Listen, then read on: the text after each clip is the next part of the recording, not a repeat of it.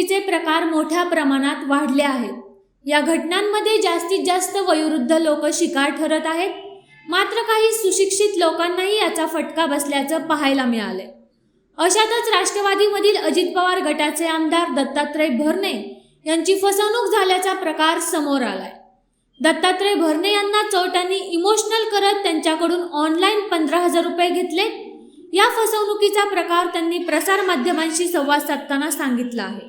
काय आता सध्या चोऱ्या माऱ्याचं प्रमाण थोडं जरा जास्त वाढलेलं आहे आणि त्यामुळं आपण सगळ्यांनी काळजी की त्यामध्ये सगळ्यांनी पोलिसची खूप महत्त्वाची जबाबदारी कारण खाका ड्रेसही माणूस दिसला तर तो पुढचा माणूस हा अर्धा होतो। त्यामुळे तुमच्या डिपार्टमेंटच्या लोकांनी थोडं जागृत राहून करा आणि चोरटे तर नाही इतके हुशार झाले सध्या इमोशनल ब्लॅकमेल म्हणजे गंमत सांगतो येत्या ह्याच्यामध्ये मागच्या 8 दिवसामध्ये मी त्यात फसलेलो आहे। मी फसलेलो असं की ठाण्यामधून मला फोन आला की मामा मी इंदापूरचे आमचा असा रोडला ऍक्सिडेंट झालाय आणि पेशंट आमचा 2 पेशंट आमचे की आपले 2 आमचे माणसं गेले आणि आम्ही दवाखान्यामध्ये ऍडमिट आहे तर ताबडतोब आम्हाला औषधासाठी पैसे पाठवून द्या।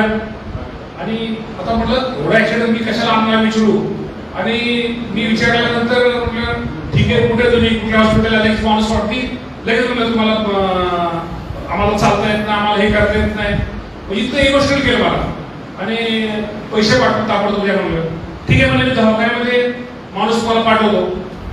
परत ते दवाखान्यात पाठवताना म्हणजे आम्ही बाहेर आलोय मी बाहेर आम्ही ते पेशंट नाही करायला म्हणले आणि आमच्या ॲम्ब्युलन्सला डिझेल भरायला पैसे नाहीत म्हणजे ते गाड्या चालल्या डिझेल भरायला पैसे नाहीत। मी एकदम भाऊ झालो त्याने म्हणलं तुम्हाला पैसे दवाखान्यात पाठवू का माणूस पाठवू का त्याने माणूस पाठवू का म्हणले आम्हाला फोन पे वर तुम्ही पैसे तिथं पाठवा आणि हा आमचा असा नंबर आहे। आणि गंमत सांगतो मी तिथं त्या ठाण्याच्या पाहुण्याला तो नंबर दिला म्हणलं की असं आमच्या तालुक्यातले जवळची माणसं आहेत आणि ताबडतोब पैसे पाठवा। ताबडतोब त्या पाहुण्याने त्यांना 15,000 रुपये पाठवले।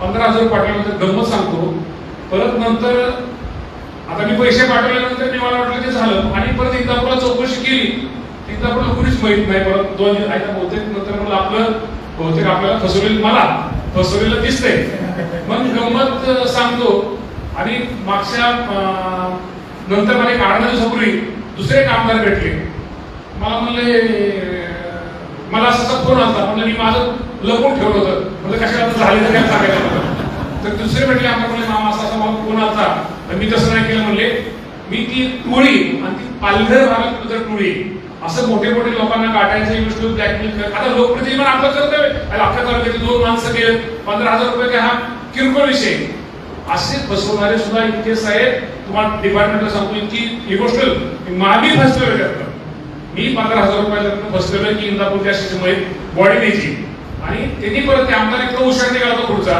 त्यांनी विचारलं तुम्ही कुठे आहे काय आणि त्यांनी तो नंबर त्याच्या लक्षात आला तो नंबर त्याला दिला तर ते पालघर भागाचे असे पोलीस ब्लॅकमेल असं इमोशनल ब्लॅकमेलिंगचं काम करते आणि असं पैसे ते उकळण्यासाठी इतके चोर आता पुढे गेले। त्यामुळं तुम्हाला चोरणावरती थोडं लक्ष हे ठेवावं लागेल।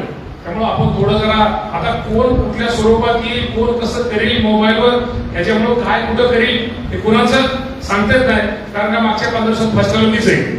त्यामुळं बाबांना थोडं डिपार्टमेंटने थोडं त्या बाबतीत थोडं जागरूक हे निश्चित प्रकारे राहावं चोरांपासून नागरिक फसवी त्यांची करावं।